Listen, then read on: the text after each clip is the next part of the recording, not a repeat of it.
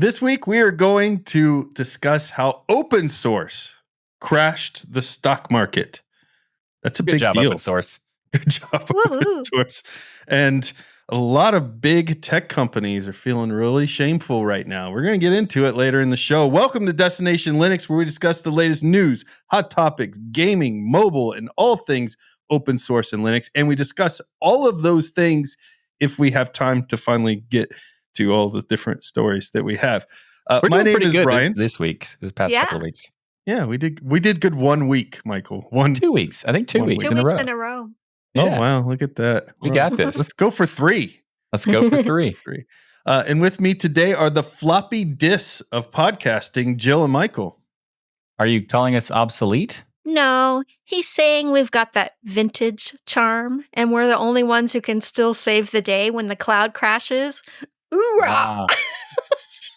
Jill picked in her skirt. Do you see that? Yeah. I'm unhackable. She's like, oorah. Floppy Look at disks. I love it. I knew Jill would take that as a compliment, you know. Absolutely. Of course she would. We're also going to be discussing Apple being forced to open its magical gates to its garden. That's going to be exciting there. Now let's get this show on the road toward Destination Linux.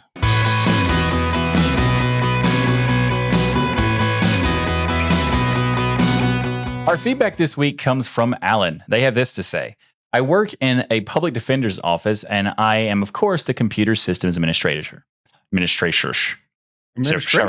Is that an official position, Michael? An administrator? I think it's pronounced administrator. And I thought it was. I want to help you out. So it's a combination of administration and so it's administrator. I'm pretty sure I'm right. Let us know by going to destinationlinux.net/feedback or comments. That's it. Destinationlinux.net/. Oh, good job, Michael. I'm messing up all sorts of stuff. Anyway, he goes on to say, I love your show and love Linux. I am setting up Olama and Open Web UI for an internal AI for our attorneys to use with the intention of the AI arguing the prosecution's case so our attorneys can be better prepared. My first computer was back in the 1980s, and it was an Epson 8088 with an aftermarket 20 megabyte hard drive. That's right. The insanely large 20 megabyte hard drive that sounded like a snare drum and a CGA monitor. He says, I am a little bit on the older side. Keep up the good work. So, first of all, I love those sounds of the older machines. Like, to me, that's just a symphony. It's an orchestra. And literally, there's like that video. There's a YouTube channel. I don't know if it still exists, but at one point they were making like songs using computer hardware from like those days. Yeah, hard drives, floppy drives. It's awesome. It's one of my favorite. Mechanical sounds were amazing. You know, those were the days out there. And the whole idea of utilizing AI for law practice and things it's huge. I have family members that practice law. AI has been a massive time saver for them. Just as an example, here are some use cases that are being used with AI when it comes to law. Obviously, legal research, but they have specialized AI tools like Ross and LexisNexis, which provide case law. So when you think about a lot of times when they're going through different cases, they're trying to find other cases that set the precedent of how it should be, what should be ruled on it. Right. And so in this case, you have an AI tool that can go through. The president, the precedent. That's what I said, didn't I? You said president. It sounded like president. What? Yeah. And you're giving me a hard time for pronouncing things. Not again, Jill. You did this last week, Jill. You were a troll last week. I want to go back and look at the footage. I'm pretty sure I said precedent for sure. You said president for sure, 100%. Okay. Well, when the president is going through laws, okay. So the precedent set the precedent. So they go back and it can look through millions of cases at a time, right? To find similarities versus having somebody sitting there and, looking at case by case by case. So the speed of being able to find other laws or other rulings on certain cases is just incredible. So you can see that would be a huge help. Also, like going through Discovery, because they give you like mountains of things and all that sort of stuff. So like any like those kinds of things, and then going through like trying to find like case law and all that stuff. Like There is so much potential for this. Also, let's hope it doesn't hallucinate.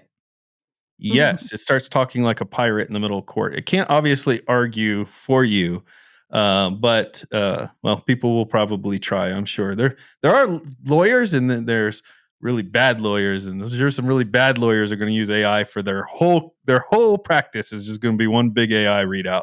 There's already one that happened, and it's already blew up in their face. So. Okay, that sounds good job. That sounds exactly right. Yeah. Contract analysis, Michael. We have to do contracts all the time, and that's nice. Looking at these contracts can be daunting because Michael does the best impression of the contract wording. It's like here too, therefore, herein. Of course. Yeah, all of those special words. And it can make it difficult to understand what's saying. So you could dump that contract in AI and say, hey, what does this really mean? What are the implications of this? And it can spot different clauses that might pose risks. Well, Michael AI says the party of the first part is invalid. I don't know. Yeah, Michael AI is great for law cases. If you want to use it for that, it is out there for free. I gave it to the world. Definitely. Don't use that. If you're going to represent yourself, use Michael AI. It will totally help you out on your legal case. Asterisks, we are kidding. Don't do that. Due diligence by quickly processing vast amounts of key data, like you mentioned. And then the judicial decision support. Jurisdictions use AI to assist judges in predicting outcomes based on prior past cases. So again, you can load so much information into it and it can process it so quickly that it's really a perfect use case for a profession. I do wonder, though, will paralegals be impacted by this a lot? Because paralegals used to do a lot of that research and work. It's a great job. Well, you make good money with it. So hopefully, AI continues to be a asset to make things quicker. They can work on more cases more efficiently. But Michael, to your point, when you deal with the hallucination in AI, the idea of you're just going to use AI and get rid of your paralegals would be career law firm suicide. I feel like, just you got to have a human there. You may not need as many potentially, but you definitely still need some humans there. I think a lot of people looking at this in like a negative because a lot of people are not ambitious enough. And I mean that in the sense of like people who run businesses and companies look at it like, oh, we can replace people. And like, why? You could instead supplement them and have them do more. So instead of doing having less people on board, you can actually get more customers because they can handle more workload because they have this. Why would you not? It's weird that people don't look the other way and they look like, let's size because down. I think everyone's been jaded by corporate America and the fact that every company was drooling at the fact of getting rid of employees when this first happened. I mean, before AI even got to the point it is, companies were firing people, getting rid of their staff in anticipation for what AI could do. It hadn't even done anything yet. They just were like, oh, we don't need all this anymore. We're going to get rid of because they're so beholden to their stockholders who, only care that you're able to double the stock every year. They're drooling at the idea of getting rid of their employees. They can't wait. They are so excited. It looks like they can kind of pretend that they did something of value. Yeah. They're drooling at it. They're like, oh my God, if I could just get rid of them. I mean, they're like family. We're all one big family here, but I cannot wait to get rid of them. It's funny because you said the first time you ever said that on the show, I busted out laughing. And it's actually kind of perfect because I never thought about it.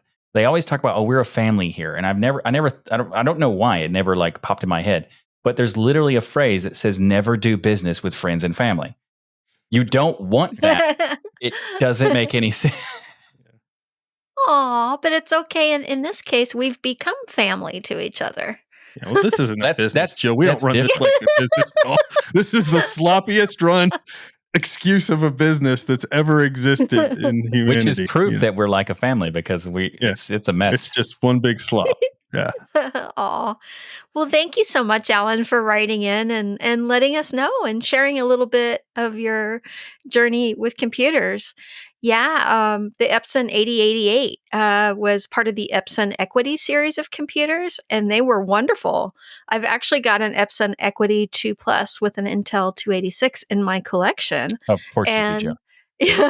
Actually, one of my computer labs, when I was teaching, we used Epson equities for a while. So I got to set all those up and deploy them. And they were great machines at half the price of the IBM compatibles. So that was I really smell cool. a treasure hunt because I kind of want to Yeah. see this thing.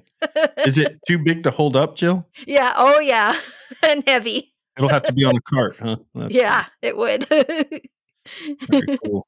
Well, no, I really appreciate you writing in this feedback, Alan, is awesome because it allows us to kind of talk about what's going on in the AI world, different use cases for the AI world. If you have use cases in the AI world that you want to send to us, how you're using it, how it's making your life better, easier, how it's making your life worse. If you are in a corporation and it's all one big family and AI is threat of doom and gloom, let us know your thoughts on that. Go to destinationlinux.net/comments or destinationlinux.net/forum.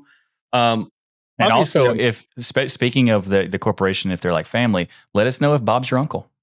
there you go. Very nice. And as Linux users, we know what's up. I mean, security is non negotiable, but with threats getting smarter, your security tools need to keep pace without dragging your systems down. Traditional agents, they're just slow. They'll slow you down. They'll leave blind spots. It's just a mess. It's time for a smarter approach. And that's why Destination Linux is proud to be sponsored by Sandfly, the revolutionary agentless platform designed for Linux.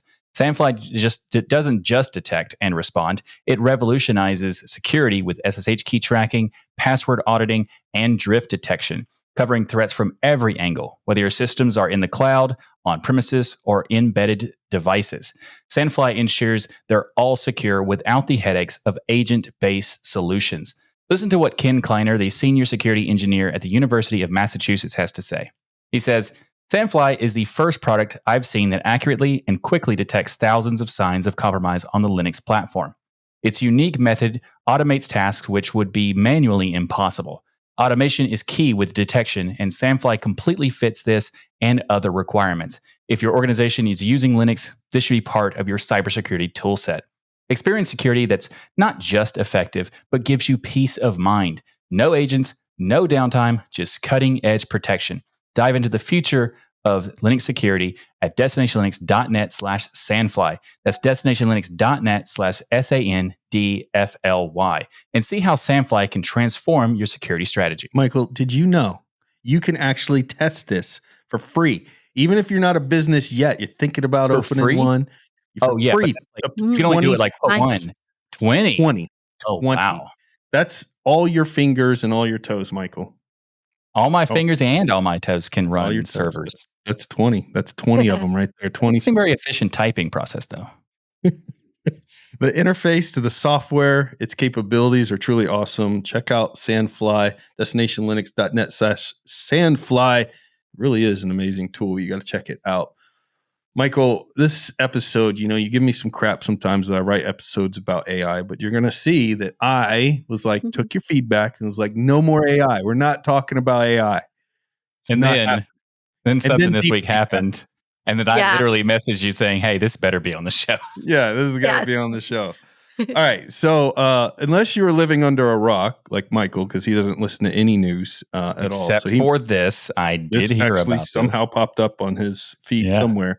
If it's tech news, I'll pay attention. If it's regular news, then I don't pay Don't attention. care. Yeah. The tech stock sell-off caught a lot of people by surprise. Like that yesterday, the stock just completely tanked. We record this on Wednesdays for NVIDIA, Microsoft, huge AMD. They all slid like Yeah. 15% in some cases. Like these were huge stock slides. I think like the whole number. Now this could be just like what I heard. It might not be accurate. I'll just give a round figure. But there's people saying that the drop of the stock market was like $500 billion Yeah. I Wow. have in no like doubt. collective. Yeah. Yeah. I But- heard NVIDIA was up to 17% Yeah. more. Yeah. This is how stupid shareholders are. Like you can't use them to run your business. If companies could understand this, like when I say stupid, I mean as a group mentality that shareholders have. They hear any little news and they don't even know the industries they're investing in. They barely understand what they're working on. They just heard AI. They put a bunch of money in it. And then they're like, I don't know what it is, but it sounds cool. And then if any news hits, they don't take any time to like, what's the overall impact? What's the long-term impact? What are other things that are coming out? They don't know any of that. They're stupid as a whole. And if So any of those people they are freak out and listening sell.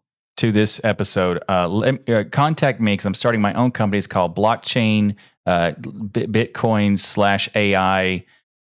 So Oh, you got all the buzzwords in there. yeah, all of them. .io. .io, yeah. Yeah. Very good, Michael. Very good. I'm going to invest in that because meme coins are all the rage right now. I don't know why, but they are. I don't know. Like, there's literally not one that is of any value, but for some reason, people still are doing it. Like, why? I mean, I want to be clear that buying shares in the company and investing in the company is awesome. It's such a great idea and it helps so many companies out. The problem is companies listening to their shareholders and doing everything their shareholders want without any gatekeeping. And because as a whole, they're stupid. And you can see it with this. Like they literally are like acting like the world is on fire because there's another competitor to AI, as if nobody else in the industry was ever going to create competition for the US. Yeah. We were the only ones who were ever going to have AI. That's it. Yeah, I have no idea where this is from. It's from a movie or TV show or something where it's like, it's such a great saying where it's a person is smart, but people are stupid. Yes. It's like the collective. As a collective, we get worse and worse. The more get us all together, we're stupid. You put us all in a room, we're morons. You know, individually, it's such an interesting, brilliant. Yeah. So the stock market freaks out, and why are they freaking out? Because this Chinese startup AI tool or company known as DeepSeek gained 1.6 million downloads on its debut of its AI. They said it's not only cheaper, it requires less resources to run on than the other models. It also utilizes reasoning-based AI to solve problems, which means it's on par with ChatGPT's latest model, which of course cost hundreds of billions when you look at the whole, amount of investments that have been made into AI. And so, Meta Chief's AI scientist stated it's not that China's AI is surpassing the US, but rather that open source models are surpassing proprietary ones. Booyah! Booyah! I'm kind of that's the best part. Yeah, I think that this is really interesting news, and I think there's definitely some pros and cons, to everything. But this is wonderful news because it's open source, and maybe I'm a little bit bitter about it. But OpenAI, even being called OpenAI, makes me hate them more because they didn't change their name when they abandoned open source. So Yes. they confuse people by having that name, and they probably do it on purpose at this point. But I'm kind of like a kid in a candy store in the enjoyment of how delicious that backlash for them is, because it's like, well, you know what? Open source just kicked you in the teeth. Yeah, it did. Yeah, leave it to open source AI to be more cost effective, take less energy to run, and be more memory efficient. Woohoo! Win-win. Yeah, absolutely. It's interesting because when I talk about the investors not doing their research, when you really look into DeepSeek, so these were all the headlines that were everywhere. It only cost $6 million to produce the whole thing. Like, that's shocking if that's the case, right? But if you just dig a little deeper, you find out that that's not really the case at all. Like, we know for sure it's somewhere north of $500 million have invested since the start of this company. Probably billions behind the scenes that are, not happening because China does things a little different than the US. Things don't necessarily a little different. I mean, we're not above board either, but we pretend to be a little better, and they're, they don't even try to pretend, I think, in a lot of cases. Like, yeah. But also, I think there's reports saying that it's based a lot on Llama, or because, so however much money that Meta put into that is definitely should be applied to how much money was required to do this. Point, Michael. This is why, again, shareholders don't understand anything, is that it's like saying when Ford, was creating a car, and doing the research and development to ever create the assembly line and all of that type of stuff. It cost them $1 billion of research and development. And today Toyota can make a car for 23 grand. Like there's no comparison because they've obviously DeepSeek has utilized all of the work that all these companies have done. And I can tell you that with certainty, in my opinion, just to protect from lawyers, I can tell you from certainty, in my opinion, because its responses are darn near identical You to should say it with a ChatGPT's question and mark. other ones. I can say it with certainty. I mean, but they are very close, right?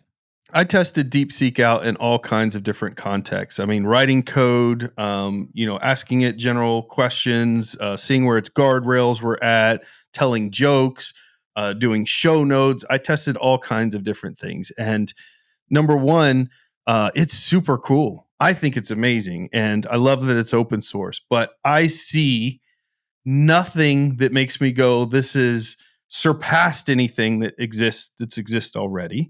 Its responses are so similar that I can tell it's got to be trained on nearly the same identical data that the other models were trained on. And, when you ask it about things like, I think one of the fears people had is, hey, this means the Chinese chip manufacturing is caught up with the US. But the reality is you find out that they, in fact, utilized NVIDIA GPUs and things. And when I asked DeepSeek itself, I said, did you train on NVIDIA GPUs? It said, yes, we had some H100s and some others, which are the latest, some of the latest ones.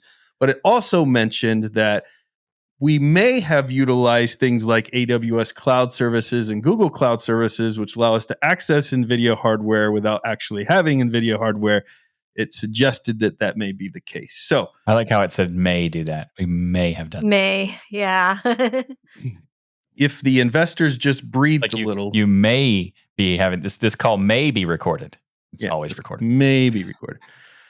So if they just didn't freak out and just put a little thought behind it, they'd be like, hey, this is really cool. And competition pushes innovation. And so, of course, I want to see more amazing AI models and things. And what do you think ChatGPT and Gemini and all these people are doing right now? They're freaking out, trying to figure out how to get one of their better models out to surpass what's being done here, because you have to. And to me, that's always a good thing. It's a terrible idea in my mind that ChatGPT or any other, duopoly or triopoly of a company will be completely in control of AI. That scares me more than anything else, because these tools are incredibly powerful. They're the iteration of like a digital army, like digital warfare technology that can be utilized from these things. And to have one single entity control all of that is never good in human society. All through history, when you've got a concentration of power in one area, this is bad. This would be like bad. If the internet was controlled by a single group, that would be like the same level of horror. Yeah. That's a good point. I mean, I hadn't thought about that, but I definitely had the same fear of like even a few companies dominating it, in the sense of like, because of that stupid article we covered many episodes ago. I have no idea when we covered it. That stupid article about the dangers of open source AI. And here's we did find out that open source AI is dangerous to terrible people who make decisions on stock stuff. Like that, definitely, it is dangerous for those people. So yes. Yeah, we don't want. When I say terrible people, I mean like terrible decision makers. Yeah. We don't want T1000 walking around. So that's what we had. Yeah, unless it's open source, Jill. Yes. Yeah, if it's open source, that's the thing. See, open source creates a system of checks and balances, and with open source, we won't have T1000s walking around. We'll have OS 1000. Yes, there we go. We'll have T1000s, but they'll run some arbitrary version of like Arch Linux that requires tons of compiling and things to make it do anything. And so it won't be that dangerous after all. And then we'll have to ask them. We'll see if they what happens when you RMRF an OS 1000. And then just shut it down. It kills itself. We can hopefully wish that they're all running Linux from scratch. That would help. There you go. That would make sure no one uses it. Yeah. So, what was interesting when I was reading and doing research, I noticed an interesting tweet or an X post. No, it's a tweet. It's a tweet. Yeah, it's still a tweet to me. Yeah. So, Tweet. tech. I don't care what the rename is. I Just so you know, know, I I don't know. care if those in the audience It's a like the tweet. X. Uh, you don't exist. No one likes X. Yeah, no one likes X. I don't have to worry about offending you because no Yeah. no one likes it. Oh Everyone no, Likes hates that it. name. Michael, there's somebody in there who's sitting in their underwear eating Cheetos going, I like X. And their Cheetos went everywhere. They're getting to the keyboard right now. I think the and only they're- people who they're are calling going you to say names. that, I think that we will get comments, but they're going to be in like a sarcastic, like, "Oh, sure, I like X or Xing things." Yeah. Yeah, because it's tweeting is so much better than Xing. I mean, tweeting wasn't Yeah. good either, but it's better than Xing. I'm going to send you an Absolutely. X. Tweeting at least made sense because it's like what birds send out small signals, and the idea of like Exactly. a tweet would be like a small message, and Yeah. it kind of makes sense. It's Michael, still what kind message of am I weird, sending but you? Tweet, tweet, tweet, tweet, tweet, oh, tweet. how dare you say that on air? That is so offensive. Sorry, Jill. Go ahead. Well, anyways, back to the tweet. Tech investor Mark Andreessen actually wrote on Twitter on January 24th. DeepSeek R1 is one of the most amazing and impressive breakthroughs I've ever seen, and as open source, a profound gift to the world. I just love that. Yes. It's awesome. So, Michael, the fear with these things is it really open source? Is it really open source? Well, I And mean, so- the answer to this is clear. It's 100% kinda. 100% kind of. All right. So, I think one of the big things that made people freak out too is that Berkeley, who has a research tool that performs rating on chatbot capabilities, and it ranked this immediately in the top 10 of chatbots in there. In regards to open source, the term gets thrown out a lot. So I tried to dig in the best I could. I mean, DeepSeek's so new, they barely had time to put up information about their stuff. So I assume more will come out on this. But from what I can tell right now, the source code associated with DeepSeek models, the DeepSeek V2 and V3 is released under the MIT license. However, they do have restrictions on other models and require customers to pay to connect through their API. However, they're certainly more open source than ChatGPT, Which is zero. which used to be, super open source. I think it's amazing. I'm with you, Michael. I am so not a fan of ChatGPT because of the fact that they took the work of the open source community. Then the moment there was billions available to be made, closed it down, kept that work, closed it down, Yeah. and then, made this and then have done. I haven't seen them do anything that's made the news anyways, open source since. Like I don't they think might they've done release any some open source very, at very all. old models, but I don't think since they did like a code dump when they did the transition, I don't think they've done anything since that I've seen at all. So they have. It's certainly not notable enough that it's ever made any news that I've seen in there. And I would just like to give you a reenactment of when I heard about this and how it was hurting ChatGPT and OpenAI. That's that what was a you very good deserve. reenactment. That was a very good reenactment. There is a difference between their model license, though, and their code license. The model license governs the use, distribution, and modification of the AI model itself, including its weights, architecture, and the data used for training. The code license applies to the source code related to the models, including any software libraries, tools, or scripts.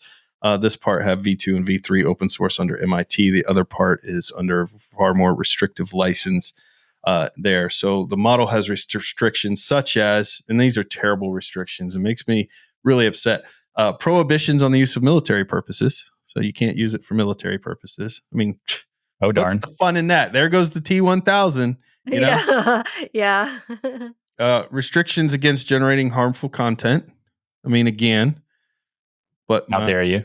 Yeah, how dare you? And preventing the use of the model to exploit vulnerabilities. So you can't go use it to hack and stuff like that out there. Yeah. So very these are strict guardrails. these are unacceptable and also good. Yeah. Yes. Now, I will say this. The problem with tools like DeepSeek is that China, being the way its government is run, is extremely restrictive on what information, even historical events, that it will allow to have any AI run against. So there are certain events in history that I'm sure, just like in any other country, that China's not proud of. And when people test those certain events to see if they can get information from the AI about them, it completely does not answer. It doesn't allow you to have that It says or it ask can't. those It questions. can't help with those. It's very censored. It's extremely censored, in fact, and it's on guardrails. And it's only updated to October 2023, so it's not current. So when you play with it, is it impressive? Totally. I think it's amazing. I love that it has some open source to it. I hope DeepSeek doesn't do what ChatGPT does and close itself down now that it's gotten all this popularity.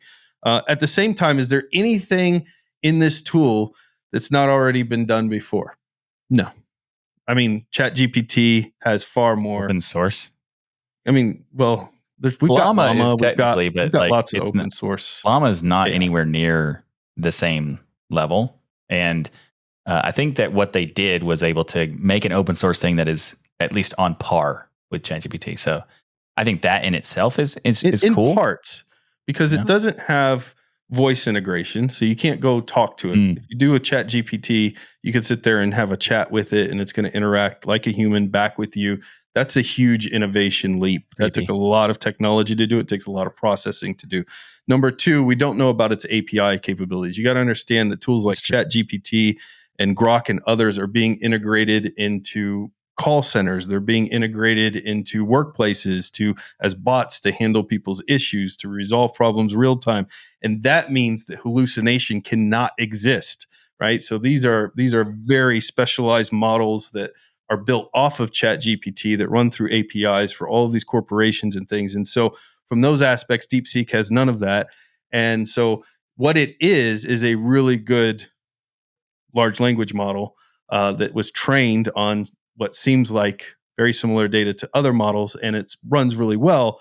But again, to freak out and act like it's the game over, China wins, pull all your money out is just I mean, the idea, ridiculous. like your rebuttal for what I said is you've convinced me 100%.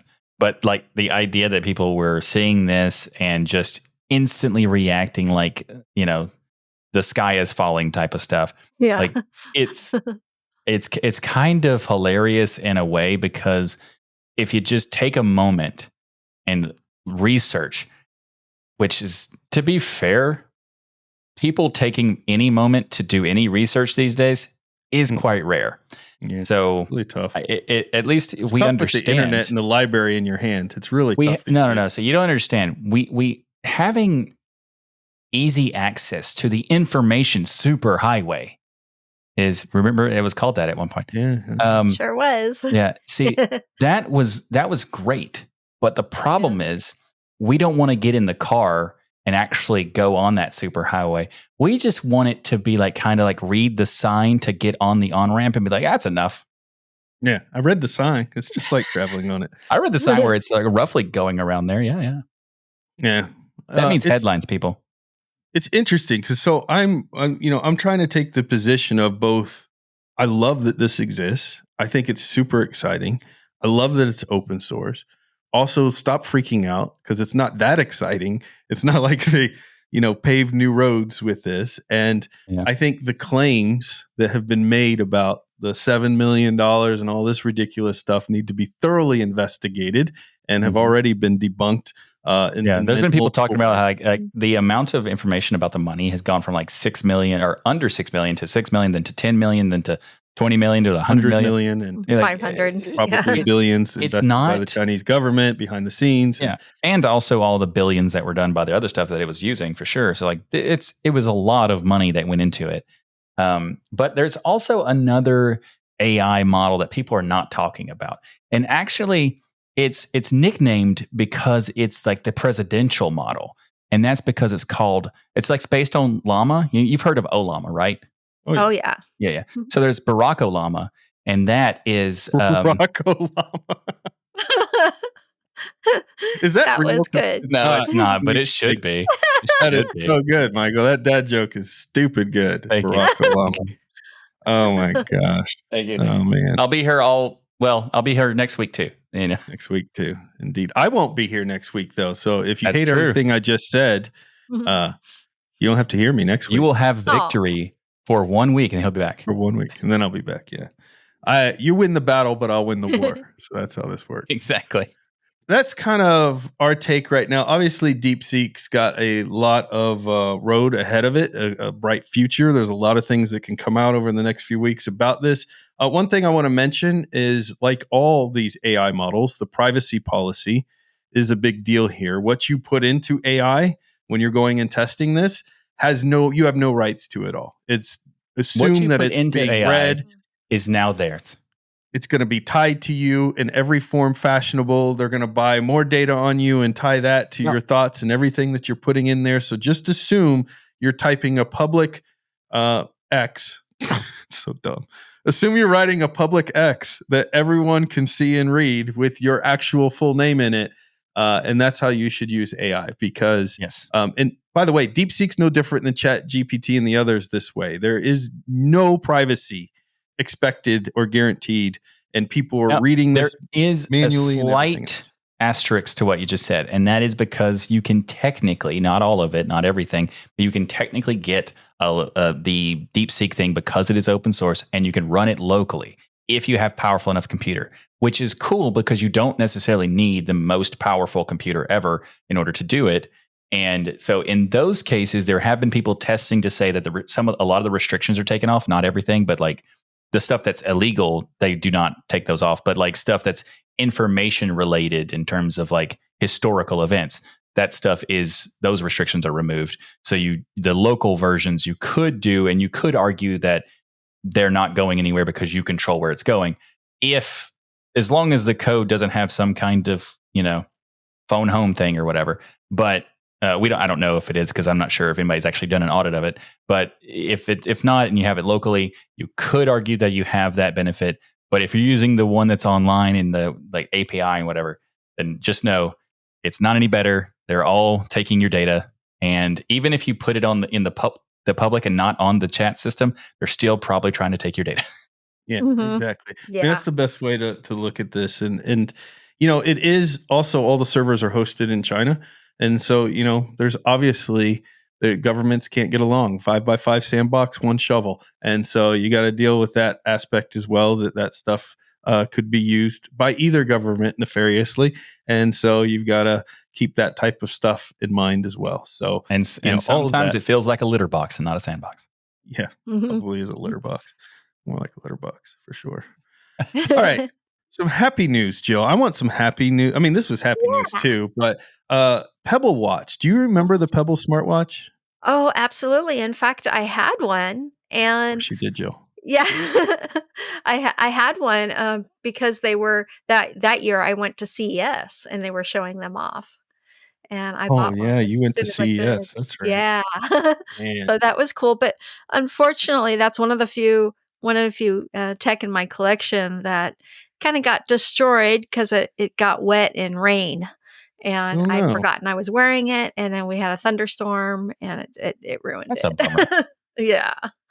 You So know, I need to get another one off it was a eBay or really something. good looking watch. Like for Yeah. at the time it was released. Does anybody remember like about the year that came out? 2012? About 20 2012, somewhere around Yeah, there. That I sounds think about so. right. I think Like it was also like the first one that was like a smartwatch that actually was good. Yeah, yeah. it had the whole Uh, package. Had really good battery life. It was kind of the first time using e-ink on a commercial level. It was And 2013, by the way. yeah, Just 23 I was close. you're very close. Yeah. Yep. And it had really good it was functionally really great because it was smart, but not too smart. So it wasn't like, an Apple watch or a Samsung watch where there were too many bells and whistles built into it. It was just very simple. It had your watch faces. You could keep track of your footsteps. It was very simple and well designed. The I Pebble would S. argue it looks better than some of the watches today. Today. Yeah, exactly. I think so too. It was a very good looking watch. It had some cool features for the time. Again, keep in mind when it was released, but it had, I think it used an ARM processor, or at least one of the iterations did Bluetooth connectivity, very fitting for a 3-axis. watch. Yeah. Yeah, 3-axis accelerometer, gesture detection. That's a Yeah. big deal. Yeah. And then an ambient light sensor as well. So it has some pretty cool features in there. Not all the health stuff that we have today, though. It had a No. pedometer, I believe, and I don't think it had heart rate detection either. It didn't have any of that type of stuff. But, think of the year that this thing came out. So, Oh, and so many people loved it because the notifications were really well. They worked really good with the smartphones. So that was a thing. well, it's a shock that it went away because Google bought the company, and Google's known for never getting rid of great things that it produces. It always sticks to something to the end, It's what they're known for. No, they're not known for that. Interesting. Well, so here's the thing. I feel like it's actually a little more than that because the Google did buy it, but didn't Fitbit discontinue Pebble? Yeah. Fitbit bought it first, and then Google Fitbit bought it, Fitbit. and then Google bought. Yeah.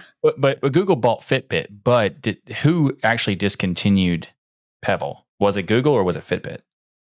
Who knows? I mean, that's the only thing I was questioning. Is this like that game? What is it? Yeah. 12 layers to 12 layers? It's six degrees of Kevin Bacon. 6 degrees of Kevin Bacon. Yeah. Who I mean, I know destroyed it first? Well, I know Fitbit utilized a lot of the technology from. I think that's what they did. They PebbleOS. just took everything and put it into Fitbit. I think that's what they did. Yeah. So But Google I don't think didn't Google really actually do anything. did it. I think Google just inherited the discontinuation. But I Yeah, also that makes don't. sense. I can't guarantee that because it's been many years. But I have a feeling. We should Yeah. use AI to find out, maybe. We should open up DeepSeek and see what it says. Yeah. So there's good news. If you were a fan of the Pebble as well, Google did make a really good decision here to open source Yay. the Pebble OS. So That's cool. that means that there's a whole community out there, by the way, that are keeping these watches alive. That's one of the things I love about open source community. These companies come out, they create a really cool product. They either get bought out or they don't innovate and they go away. But then you still have this product you spent a lot of money on, or that you became a huge fan of. And now if it has web services and other things, which the Pebble Watch did, they're dead unless the hackers come in and fix that for you. And that's what a few of these movements do to keep these things alive. And so there's a whole thriving community of people out there utilizing these Pebble watches. And I think it's called Repebble. Yeah. Which is, or I call it Rebel. Yeah, or Rebel, Yeah. out there that allows you to still take the functionality of this watch and keep it alive for any of the web not all of the web services are available. As I was reading through their page, it looked like they have some of all the core ones, though, that the Pebble originally had working there with the Rebel project. So I think it's super cool. And now with the code being released, they can actually probably turn on all of those features that they wanted that worked back in the day because they have the code to generate that, which is super cool. I'm not going to go get one. I'm gonna be honest. Like, I love my Garmin watch, but if I had a Pebble, I would think this is really cool. And if they make a new version that's like, I don't know if the name Pebble can be used. It's probably owned by Google at this point, but like if they make a new watch and there's a modified, updated version of the OS, and then that could be cool. Or if like they could take it and then like all the work for like the Pine Time, for example, and all that work could be, put into it because it's open source and all that. I think that would be great. And I have a suggestion for the new name for that watch. Instead of Pebble, we'll call it Gravel. All right, I got a better one for What you, about Michael. Stone? No, I'm kidding.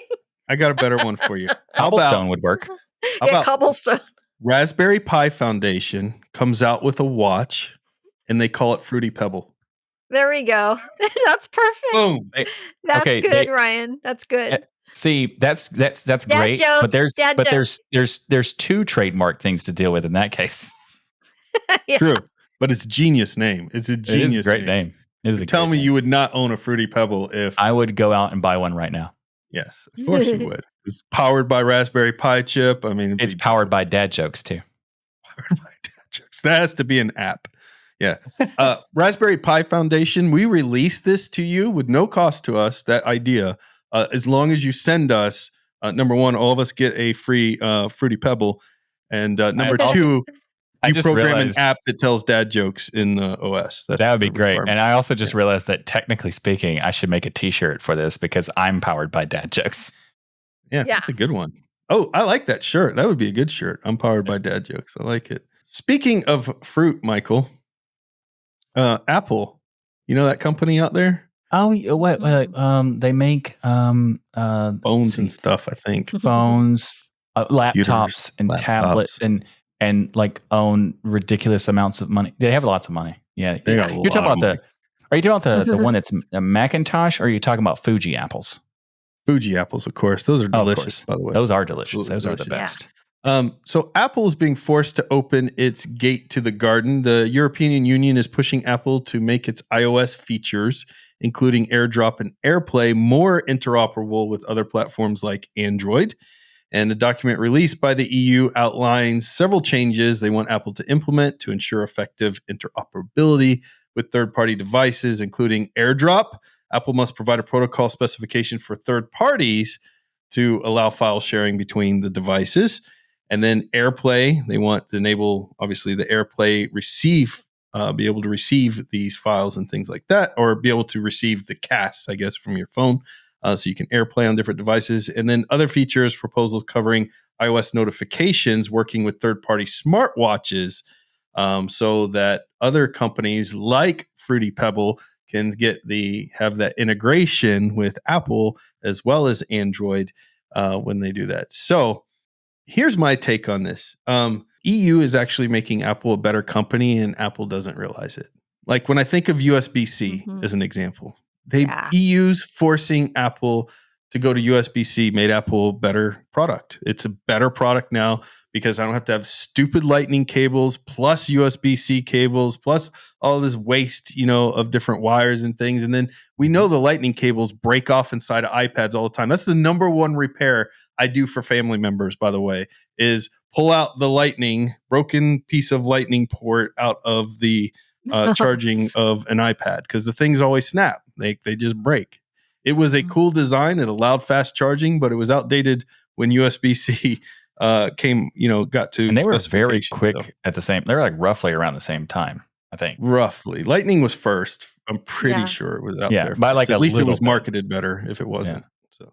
But it's also kind of funny because you're saying that they're making them a better company without. I feel like they know it, but they're like it's more like when you are taking a dog to the vet. They don't like it. They're gonna fight, but it's good for them. That's a great analogy, man. That is a great analogy.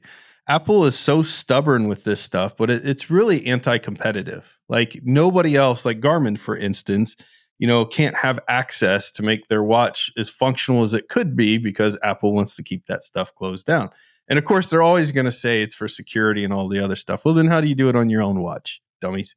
So, you've got to allow companies to get in there and also eat. Let somebody else to the dinner table and eat, Apple. Like you don't have to hoard all the food yourself.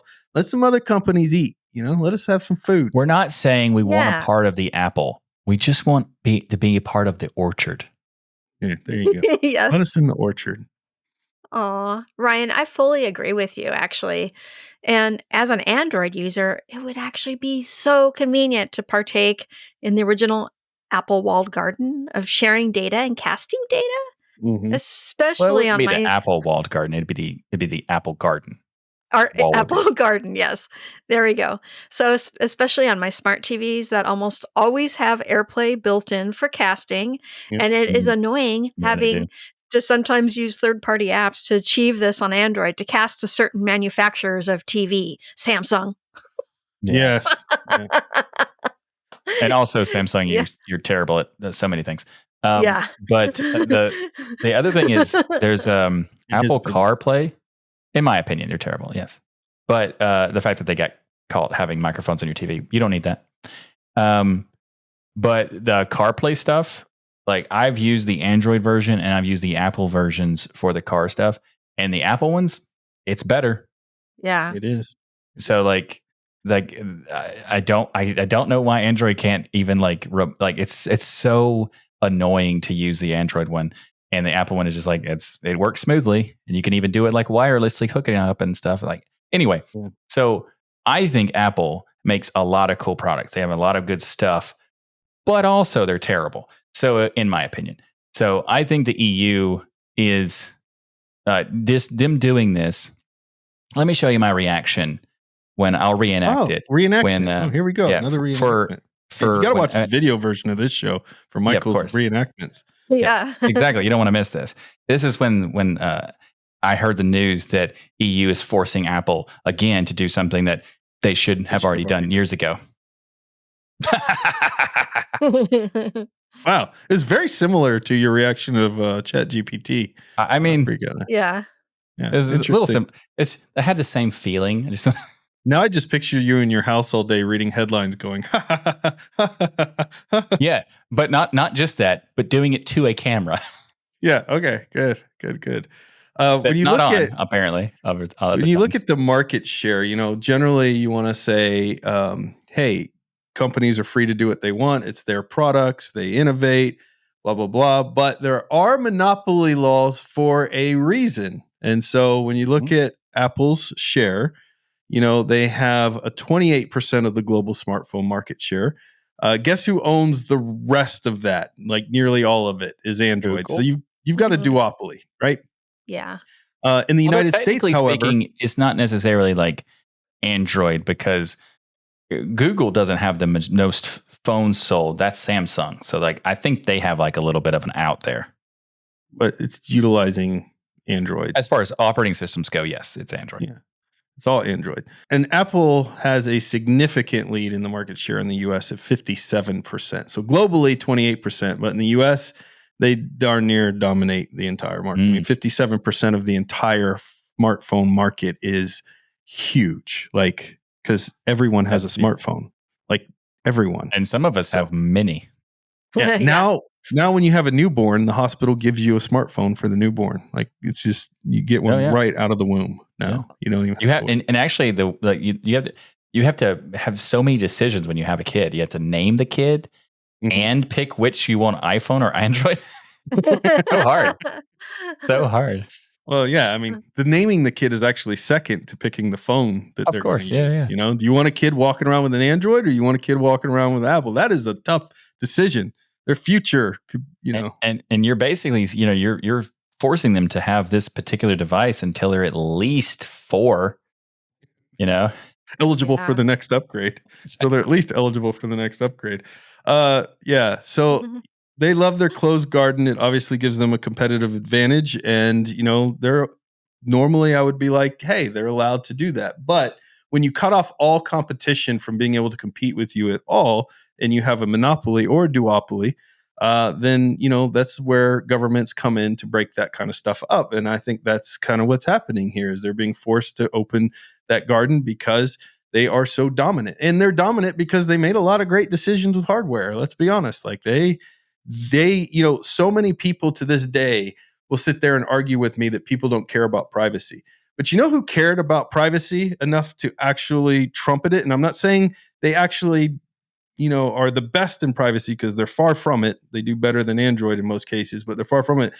But they spent at least hundreds of millions, if not $1 billion, on ads in newspapers, billboards, TV advertising, talking about the fact that they were more private than Android. And so if you think people don't care about privacy, I would say, yes, they care about convenience more, but privacy's up there and Apple's marketers knew it. And they capitalized on it. And if you ask anyone on the street which one's more secure, they're going to tell you Apple, even if they're not a big technology person, because Apple spent a ton of money getting that message out. So it does. And it's also not even about that there's the argument of like some people would say the terrible take of like, I have nothing to hide, blah, blah, blah. That there's people who are like that would still choose an Apple device because they get the privacy on top of, like, they would still want privacy if the convenience is not lost. Like it's more of like the fact that if you're saying that I have to do all this work to get privacy, then never mind. But as long as you get both sides, that they're going to always choose the lesser evil, which is having at least some privacy. Well, Jill, that's not the only fruit in our show. We got more fruit to talk about, don't we? We sure do. And speaking of apples, have you ever wondered what would happen if an apple became sentient, like a Every T1000 time I'm No. eating one. with AI. Every time I'm eating one, I'm like, what if this apple was sentient and knew I was eating it? And then am I cannibal? Because it's not the same yeah. species, but No, it's alive. you're not an apple, so it's fine. Oh, no. You know, Oh, yeah. An Thanks. apple's Thanks, alive, Michael. just like a you carrot. you wouldn't be vegan at that point, but Yeah. Okay. so I'm and not also a would that cannibal, count as but I'm not vegan. would that count as like not vegetarian or vegetarian? Like which one would that be? Like Which truth from that if it's would be? sentient and it's not, then maybe it is, maybe it isn't. But you said earlier you've never thought about what if an apple became sentient? Have you really never thought about that? I can happily and gladly tell you no. That is shocking. What about bananas? Yeah. Oh, naturally, because peanut butter jelly time. Peanut butter jelly time. Okay. All right. Good. Sorry, Jill. Continue. Well, if apples became sentient, what would an apple want to do with its time? How would it get around? What form Great of locomotion would it have? Would apples get along with bananas? Form of locomotion. Well, you may not get all those answers to your burning questions, but you can at least play this Burning game questions. and experience what it's like to be both apple and man. So our game this week is Apple Man. The game on Steam describes itself like this. Apple Man is no ordinary fruit. Due to a mysterious force beyond anyone's comprehension, he has been blessed with 2 unbreakable legs. Yes, that's the locomotion joke earlier. Yeah. He's been blessed with 2 unbreakable legs and a myriad of special abilities.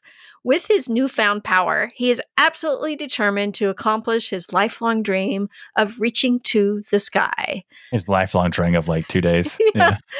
So Apple Man is actually a really fun romp of a 2D physics-driven platformer, and it's only $4.99 on Steam. So what a steal! Go give it a try. What a steal. It's really a fun game. I A enjoyed it. mysterious force beyond anyone's comprehension.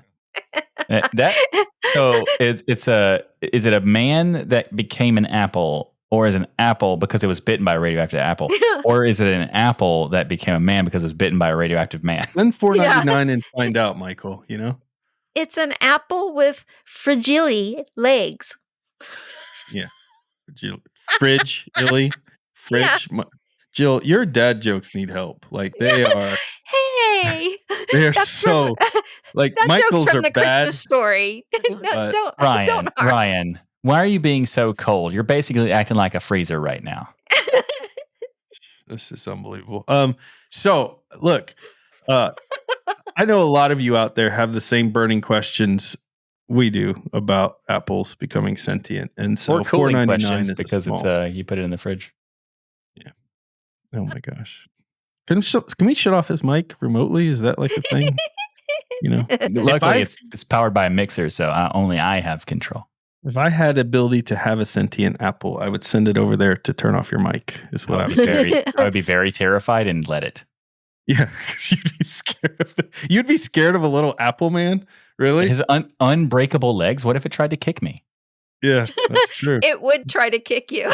But its head's not unbreakable. It's just legs are unbreakable. You smash it against the wall. That's true. Okay, fair enough. Yeah. Make some apple cider. So, as you all know, I have a lot of nicknames for Michael, most of which I can't say on air. Awesome guy, the best dude ever. None of the above. Really? However, this one I can say What's on air. Egghead. You're an egghead, Michael. Oh, you're one. Egghead. Ryan, we're all on this show, so we're all technically eggheads. It's true. So it's funny because people would, you might think that Ryan is saying this is like, oh, because this is a joke, and he never actually called me that. He has. Yes. Egghead. All right. So it also happens to be our software spotlight this week of Egghead. Egghead is a trivia app, Michael, that lets you learn and have fun at the same time.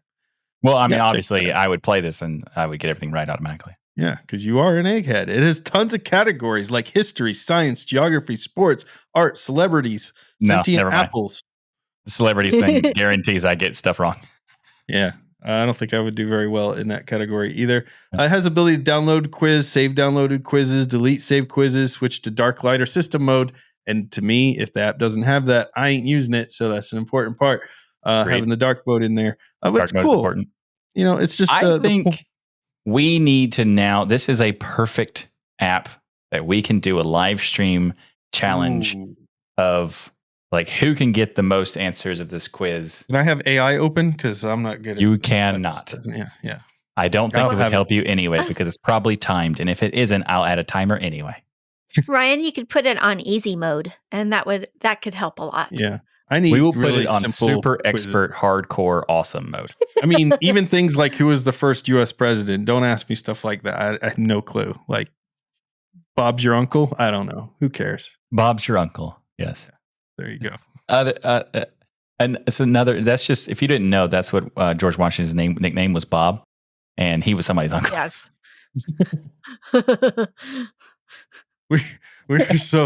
We're so bad with this type of data. It's unbelievable. Yeah. All right. We're hallucinating right now. The point is that it's far better to spend your time with an app like this where you're learning something rather than doom scrolling posts on social media. That's true. Fill your brain instead of killing it with politics. That's how I feel, anyways. I agree with that. Mm-hmm. Don't do Jill, scroll. give us a tip of the week. What you got? Oh, cool. So last week we talked about the awesome Nmap. Nmap. Nmap. No, stop. So this week, check out a tool called Lynis. And it's not as in Linus, Linus. It's Lynis. Lynis is a powerful command line tool for auditing, system hardening, and compliance testing. And it works on systems running Linux, Mac OS, or a Unix-based operating system like BSD. It performs an extensive health scan of your systems to support system hardening and compliance testing. And the Lynis project is actually open source software with a GPL license, something we love to hear, and has been available since 2007. And there's so many use cases for Lynis. Developers can use Lynis to test Docker images or improve the hardening of their deployed web application. System administrators can use Lynis to run daily health scans to discover new weaknesses. IT auditors can use it to show colleagues or clients what can be done to improve security. And penetration testers can use it to discover security weaknesses on systems of their clients that may eventually result in system compromise. This is actually a really cool tool that you can have fun with, even if you're none of the above. So, make sure to check this one out and see how you can harden your system. And it's conveniently available to install in your distro software repository. You know what's really cool about this, Jill, is I didn't know this existed in my cybersecurity course that I'm taking. I'm in college for cybersecurity. And this came up. This was one of the tools that I had to utilize in a virtual machine when looking for compromise stuff. Ryan, this tool has been around since 2007. And you have not heard. Let me tell you when I heard of it. I never heard of it. I heard of it when we covered it on this show. Right now? Just now? Okay. Just now. I've known about it because of my students, that were going into penetration testing and whatnot. So. Yeah, it's really good, like really good. So when you run this tool, it gives you a report on all the elements of your system. It's looking at user groups. It's looking at the file system setups. It's looking for known vulnerabilities. It's going to tell you things that you need to patch that are unpatched. It's going to go through your whole system and do a hardening test on it.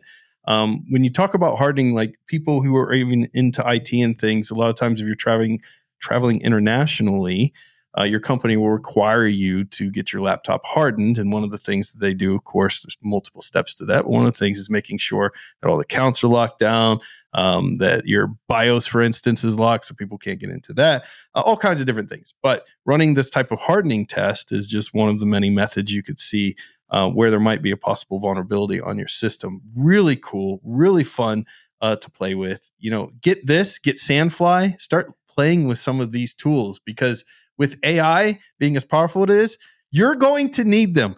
Trust me, you're going to need tools like this because AI is going to rock our world when it comes to security issues and vulnerabilities and everything else. Because, it just allows people to quickly find and create 0-day vulnerabilities on top of everything else. Yeah. It's probably going to rock your world. It might pebble your world too. Pebble your world, yeah. Man, Michael, no more dad jokes for the rest of the show, okay? Oh, good thing we're almost done with the show. We are done with the show. A big thank you to each and every one of you for supporting us by watching or listening to Destination Linux. However you do it, we love your faces. You can come join us on our Discord by going to tuxdigital.com/Discord. Stop. I know some of you have heard this 100,000 times. Stop playing the episode right now. No, you listen. You listen to the whole rest of this little bit. Listen, and you listen good. You listen good. Yeah. Okay. I have an your turn. update related for details, so you better listen. And that update is that apparently Fitbit didn't kill Pebble. Pebble itself just collapsed and went into insolvency, and they filed for that. And then Fitbit acquired it because of that, and they got all their assets. Sorry for being a jerk earlier, Fitbit and Google. Yeah. My bad. Yeah. My bad. So thanks to Michael AI, as in me, I looked it up, and that's the information. So we now know the information, and also there's a comment about the person who founded Pebble and say, "Hey, I'm gonna thanks for Google for doing this," and I'm like, "Well, you could have just done it yourself before the company." Anyway, but that's good. So now we know Google is, at least in this one avenue, is doing a good thing. Yeah. Good job, Google. Good job, Google. Yeah. Well done. Well done. Yeah. And if you want to give a mini clap to us, you can support the show by becoming a patron and going to tuxdigital.com/membership. And you can get a bunch of perks too. We'll give you mini claps back in the form of being able to watch the show live, get unedited episodes of the show, get merch discounts, and you get special access to the patron-only post show that happens every week after the show, and also the patron-only sections of our Discord server, and so much more. So go to tuxdigital.com/membership. And if you'd like to get another special clap, then you can go to tuxdigital.com/store and get all of the awesome. There we go. Yeah, there we go. I held it all up early this time, Michael. I held it up. Yes, you did. And just for note, most of the time when Ryan holds up stuff, it's not in the store. And but there's a lot of stuff that's in the store, like the shirt that Jill is wearing and the shirt that I'm wearing, and nothing that Ryan ever is wearing. And it's tuxdigital.com/store. You can get a bunch of cool stuff like shirts, mugs, hoodies, and hats, and so much more. tuxdigital.com/store. Nibs for your stylus? No, not really. No. Okay. That's what they're called. They're called nibs. I never knew. Knew. Like I was like, I don't know what this is called, but okay, the thing on the end of a stylus, nibs apparently. Nibs. Yeah. Yep. And make sure to check out all the amazing shows here on Tux Digital. That's right, we have an entire network of shows to fill your whole week with geeky goodness. Head to tuxdigital.com to keep those Linux penguins marching. Everybody, have a wonderful week, and remember that the journey itself is just as important as the destination. That's right, people. Aww. We'll see you next week, except for Ryan. I won't see you next week. Spazzy. Spazzy in chat. Spazzy C says, clap, clap, clap, clap, clap. Chill. Little cough claps. Did he say clap, clap, clap, or just typed clap, clap, clap, Jill? He typed it. I'm sorry. Okay. Yes. I mean, geez. Come on. Well, so technically, he's saying it in chat because that's a courteousness of us recording the show. Yes. Okay, got it. Absolutely. Yeah. It was such a good show. The fruit that was throughout this show was unbelievable. Whoever writes this show is a freaking genius, by the way. You know what I say to that person, whoever wrote this show? There we go. Woohoo! Oh, please continue, please. Oh, please, more. Yes, some more, please. I mean, you don't have to, but more, please. No, more? That was a great job. I love the theme. It was a lot of fun. It was fun. Yeah. It was fun. So yeah, that's it. Yeah. Go away now. Bye. Bye. We'll see you next week. Everyone. Jill and I will see you next week. Bye-bye. Bye-bye. Bye-bye.